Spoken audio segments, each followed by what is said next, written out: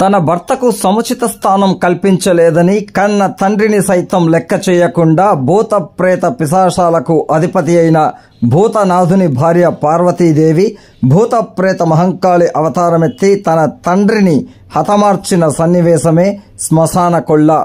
తమిళనాట అత్యంత ప్రఖ్యాతి గడించిన వైభవంగా నిర్వహించే ఈ శ్మశాన కొల్ల గతంలో ఉమ్మడి మద్రాసు రాష్ట్రంలో కలిసి ఉన్న చిత్తూరు జిల్లాలో ముఖ్యంగా చిత్తూరులో ఈ సాంప్రదాయం ఇంకా కొనసాగుతూ ఉంది. అంకాళ పరమేశ్వరి వంశానికి చెందిన కులస్తులు ఈ కార్యక్రమాన్ని అత్యంత వైభవంగా నిర్వహిస్తారు. పార్వతీదేవి తండ్రి దక్షుడు ప్రపంచ శాంతిని కోరుతూ నిర్వహించే దక్ష యజ్ఞానికి 3,000,000 దేవతలను ఆహ్వానిస్తాడు.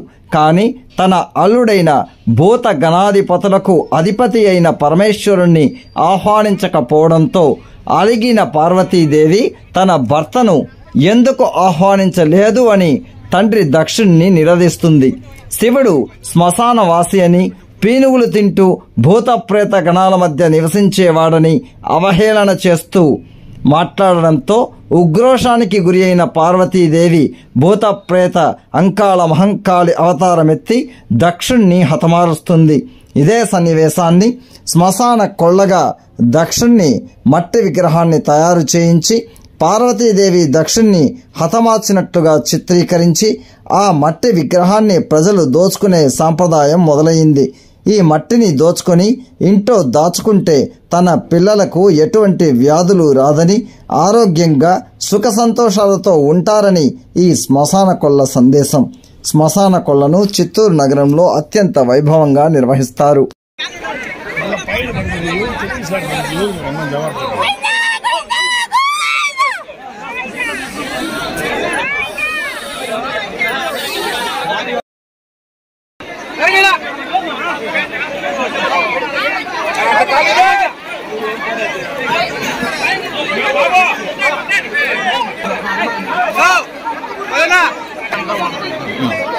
హలో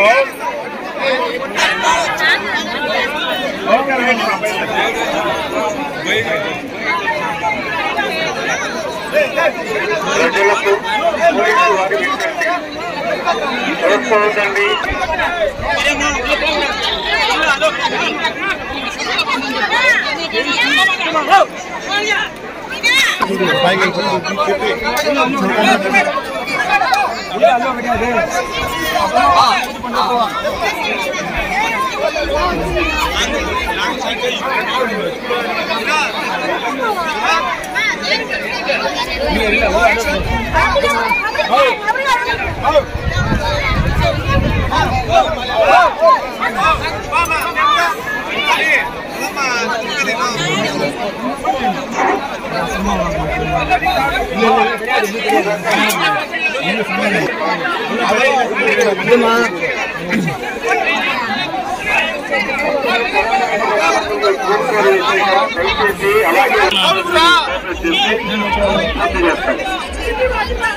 కానీ ఫోన్ ఉంది.